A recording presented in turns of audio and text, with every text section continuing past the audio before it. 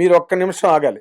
కాంతారావు గారిని ఎన్టీ రామారావుకి డేట్లు ఖాళీ లేని టైంలో ఆయన చేయడానికి అవకాశం లేనప్పుడు బ్రదర్ కాంతారావు గారిని పెట్టుకోండి, వారు మాలాగే చేస్తారు, వారు మాలాగే ఉంటారని చెప్పి నిర్మాత ఆయన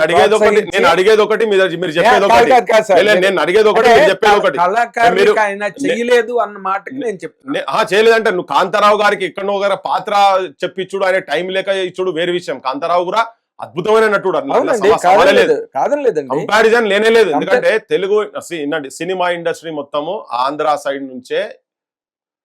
సైడ్ వాళ్ళే మెజారిటీ ఉన్నటువంటి ఇండస్ట్రీ అది. ఇప్పుడు వివక్ష ఎట్లా అంటే, మీరు తీస్తున్నారు కదా పైడి జయరాజ్ గారు ఉన్నారు. పైడి జయరాజ్ గారి గురించి అయితే మీకు ఎరక కదా, నేను మీకు ఇంట్రొడక్షన్ ఇవ్వాల్సిన అవసరం, కానీ జనంకు తెలవాలి. ఇప్పుడు ఇది చూసే జనంకు తెలవాలి. అసలు నిన్న మొన్న మాట్లాడుతున్నప్పటి నుంచి జనానికి తెలిసినది పైడి జయరాజ్ అంటే ఎవరని. దాదాపు 68 ఏళ్ళు మొత్తం నేషనల్ లెవెల్ సినిమా ఇండస్ట్రీలో కాంట్రిబ్యూషన్ ఉందా? అవునండి. దాంట్లో సగమే కదా, ఒక 30-32 ఏళ్ళు కదా ఎన్టీ రామారావు గారి కాంట్రిబ్యూషన్ సినిమా ఇండస్ట్రీలో. ఆయన మొత్తం 9-10 భాషలలో చేసిండు కదా. రామారావు గారు ఎన్ని భాషలలో చేసిండో మీరే చెప్పాలి కదా నాకు. తెలుగు భాష అంతే కదా, ఒకటే కదా. ఆయనే 9-10 భాషలలో చేసిండు. The first and foremost action hero of India ఎవరన్నా ఉన్నారంటే ఓన్లీ పైడి జయరాజ్ గారే కదా. అవార్డు విన్నర్ కూడా కదా, అంతే కదా. 68 ఇయర్స్ సినిమా ఇండస్ట్రీలో ఉండి ఆయన ఇంకోటి ఏంది, మద్రాసు నుంచి ఇక్కడికి సినిమా ఇండస్ట్రీ షిఫ్ట్ అయ్యేందుకు గల కారణాలల్లా ఆయన ఒక ప్రధానమైన కారణం కదా. ఆయన పేరు ఎక్కడ ఉండదే. ఎక్కడ ఇప్పుడు ఎన్టీఆర్ ఘాట్ కట్టినట్టు ఆయన ఘాట్లు కట్టలేదే. ఆయన మీద ఎక్కడ కూడా గత పాలకులు చేయలేదు, ఇప్పుడున్నటువంటి పాలకులు కూడా చేయలేదు కదా. మరి వాళ్ళ గురించి మాట్లాడాలి కాదండి. మీరు 11 ఏళ్ళు స్వరాష్ట్రంలో తెలంగాణ ఏర్పడి డీమర్జర్, ఇది కొత్తగా రాష్ట్రం ఏర్పడింది కదా, ఇట్స్ ఓన్లీ డీమర్జర్, వినిర్మాణం. తెలంగాణ డీమర్జర్ కాదు, మాది అంతకుముందు సపరేటే ఉండే కదా. మా ఇప్పుడు కలిసినది మద్రాసు ప్రావినెన్సీలో, అందుకే డీమర్జర్ అంటున్నా. ఇట్స్ నాట్ మెర్జర్, సెపరేట్ అయినా మేము. ఇట్స్ నాట్ మెర్జర్, మెర్జ్ అయిందా అని నిర్మాణం మాకున్నది జరిగింది. 11 ఏళ్ళు అయింది రాష్ట్రం ఏర్పడి, తెలంగాణ రాష్ట్రం డిమెర్జ్ అయిందా? 11 ఏళ్ళు బట్టి ఏం చేస్తున్నారు? Correct question. మేము గత ప్రభుత్వంలో కూడా నేనేది కూడా చేయక చెప్పా. మా దగ్గర జానపదాలు అంటేనే పల్లె పదాలు, జానపదాలు, ప్రాణపదాలు మీకు కూడా ఎరికేది. మీరు ఆ రంగంలో ఉన్నారు కదా. అవును. వాళ్లకు సంబంధించిన 2014లో మా దగ్గర వరంగల్లో పబ్లిక్ గార్డెన్ నేరెల వేణుమాధవ్ గారి ప్రాంగణంలో ఒక తెలంగాణలో ఉన్నటువంటి, అంటే తెలంగాణ రాకముందే ఉన్నటువంటి అందరు జానపద కళాకారులను, ఇంక్లూడింగ్ సుఖ సత్తయ్య, గద్దరన్న, ఇటువంటి వాళ్ళు కూడా ఆ వేదిక మీద ఉన్నారు. ముచ్చరత్న గారు, నేరెల వేణుమాధవ్ గారు కూడా ఉన్నారు.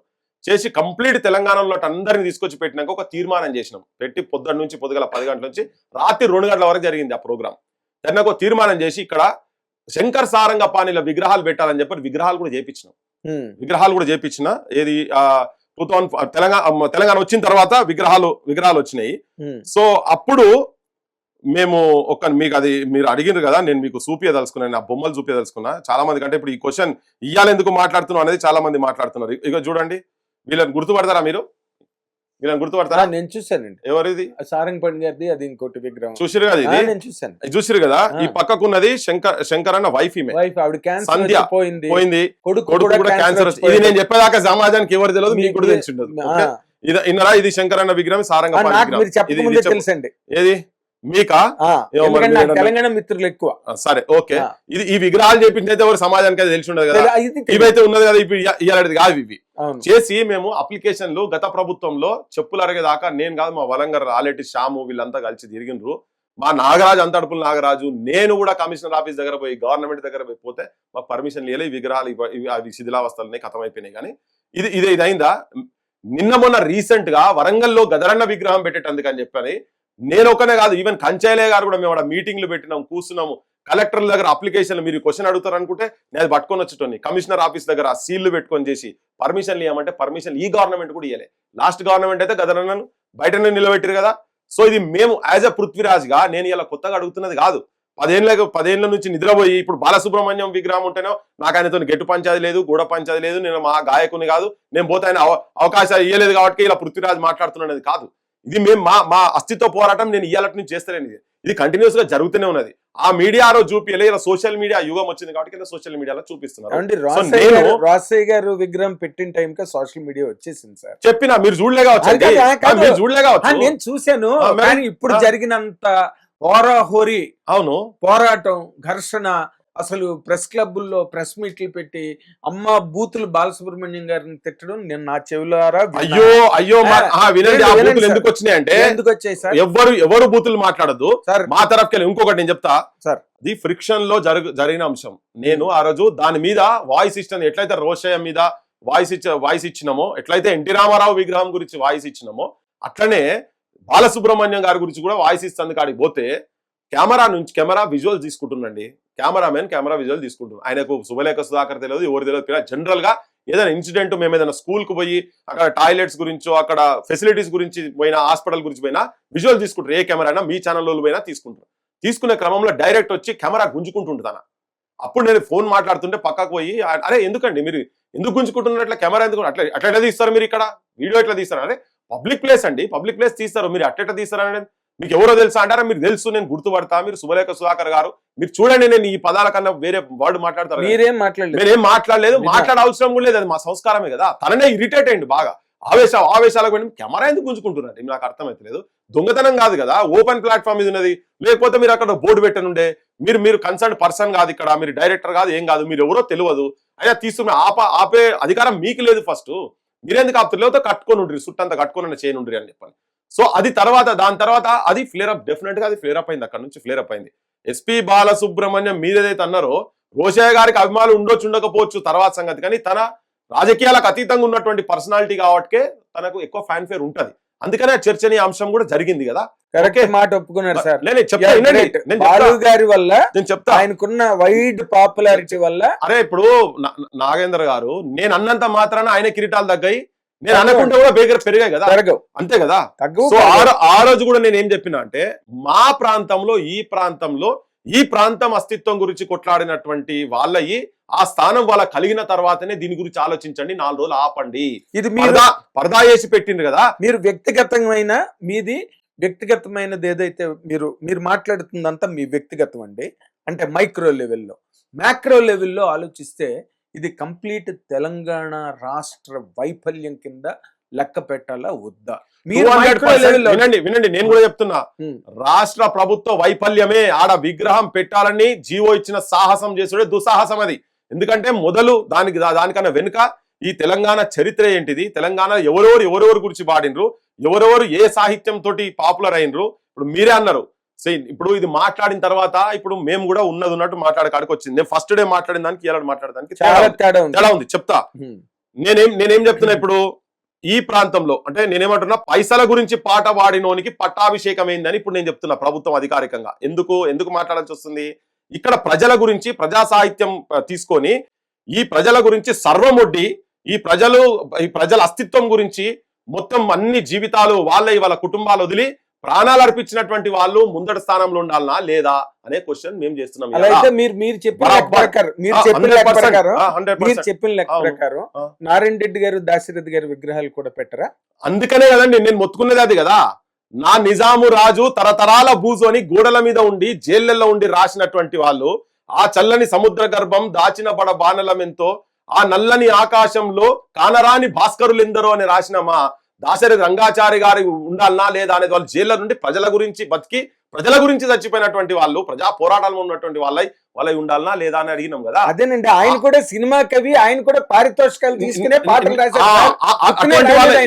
వినండి, అటువంటి వాళ్ళ. కానీ ఈయన ఎక్కడ పోరాటాలు చేయలే, బాలసుబ్రహ్మణ్యం ఎక్కడ పోరాటాలు చేయలే, ముచ్చర్ల సత్యనారాయణ గారు, నారాయణ రెడ్డి గారి గురించి నేను మాట్లాడలే. ఇంకా నారాయణ రెడ్డి గారు ఒకవేళ బాలసుబ్రహ్మణ్యం గారు పెట్టేది ఉంటే నారాయణ రెడ్డి కూడా పెట్టాల్సిన అవసరం ఉంటది కదా. అందుకే చర్చ వచ్చింది కాబట్టి చెప్తున్నా.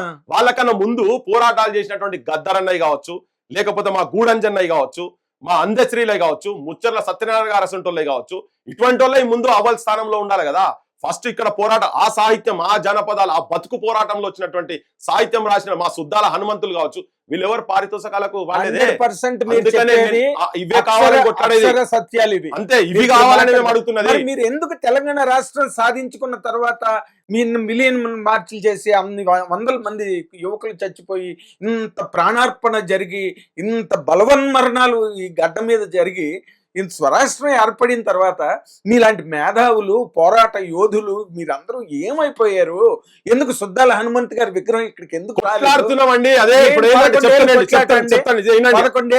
ఈ మాటలు నా తెలంగాణ ప్రజలు వినాలి. ఇప్పుడు మీరు మాట్లాడుతున్న మాటలు ఉన్నాయి కదా, సిగ్గు తెచ్చుకోవాలి మా తెలంగాణ ప్రజలు.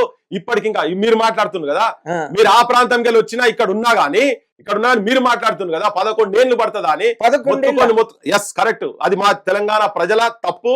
ఇది మాకు అవమానమే ఇన్ని రోజులు. ఎందుకంటే మేము తీసుకొచ్చుకొని పెట్టుకున్న పాలకులు గతంలో ఉన్నటువంటి సమైక్య పాలకుల దగ్గర బాంచన్గిరి చేసినటువంటి వాళ్ళు అదే మనస్తత్వంలో ఉన్నాడు రేవంత్ రెడ్డి కాడి వరకు. సార్ కేసీఆర్ గారు అన్నిటికీ ఎదురొడ్డి అన్నింటినీ వ్యతిరేకించి అన్నింటినీ ప్రతిఘటించి ఆయన టీఆర్ఎస్ పార్టీ పెట్టి ఆయన ప్రభుత్వంలోకి వచ్చిన వ్యక్తి అండి.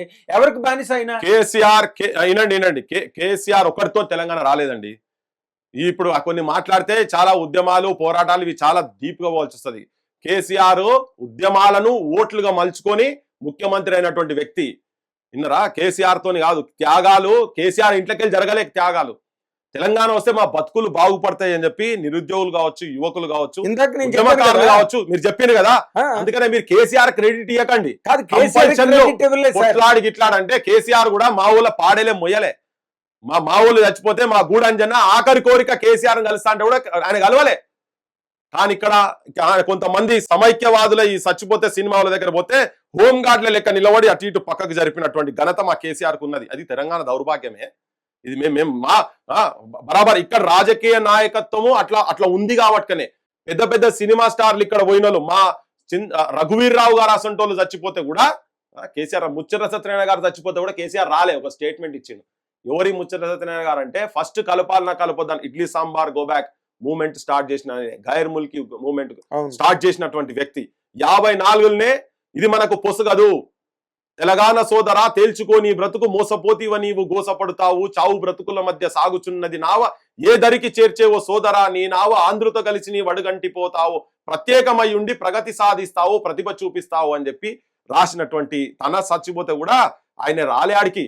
కానీ ఇక్కడ హైదరాబాద్ లో కొంచెం సినిమా వాళ్ళకు మా గూడంజన కలుస్తా అంటే రాలేదు, మా గద్దరన్న కలుస్తాను ఆయన అని చెప్పానంటే కూడా ఆయన లోపలి రానియకుండా గేట్ కాడ నిలబెట్టి అవమానపరిచినటువంటి మహానుభావుడు ఆయన కేసీఆర్. సో కేసీఆర్ తోటి మాకేదో తెలంగాణకు ఒరిగిందని మేము చెప్తలేం. ఇప్పుడు ఈయనతో కూడా ఒరిగేది ఏం లేదు. Live news, entertainment shows, movies, digital magazines తో పాటు మీ జిల్లా వార్తలను కూడా ఫ్రీగా చూడొచ్చు. ఇంకెందుకు ఆలస్యం, వెంటనే హిట్ టీవీ యాప్ ని డౌన్లోడ్ చేసుకుని ఫ్రీగా ఎంటర్టైన్మెంట్ పొందండి. Hit TV app. Hit TV app. Please download hit TV app. Hit TV app ని ఫ్రీగా డౌన్లోడ్ చేసుకుని ఎంజాయ్ చేయండి. మీకు నచ్చిన ఎంటర్టైన్మెంట్ కోసం హిట్ టీవీ యాప్ ని ఫ్రీగా డౌన్లోడ్ చేసుకుని ఎంజాయ్ చేయండి. హిట్ టీవీ యాప్ ని డౌన్లోడ్ చేసుకుని ఆస్వాదించండి, ఆశీర్వదించండి. ఇంతమంది సెలబ్రిటీలు హిట్ టీవీ యాప్ ని డౌన్లోడ్ చేసుకోండి అని చెప్తున్నారంటే ఎంత మంచి యాప్ ఆలోచించండి. అమెరికా అమెరికా అమెరికా అమెరికాలో చదవాలనుకునే వాళ్ళకి విశ్వసనీయమైన పేరు మన శౌర్య కన్సల్టెన్సీ. UK లో 1 year masters, UK లో 1 year masters, 2 years work permit up to 5 years visa. Contact Saurya Consultancy. Contact 89851 89851.